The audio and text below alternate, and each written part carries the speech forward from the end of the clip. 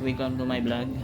For today's video na naman ngayon, nandito ako ngayon sa aking pinsan. Nagluluto ako ngayon.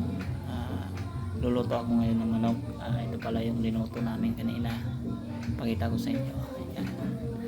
Ito ang aming linuto ngayon, mga lods. Unang-una, shoutout muna sa mga followers ko dyan. Shoutout sa inyo mga lods. Keep safe lang palagi. Pa-subscribe naman ng YouTube channel ko ito at saka Facebook page ko mga lods to. Pakita ko sa inyo mga lods yung linuto namin kanina. Ito pala yung mga linuto namin. Ito, ubos na yung adobo. Ito, minudo. Ito naman yung beef steak. Yan. Ito ngayon, nagluluto ako ngayon ng prinitong manok. Ayan. Yan mga lods.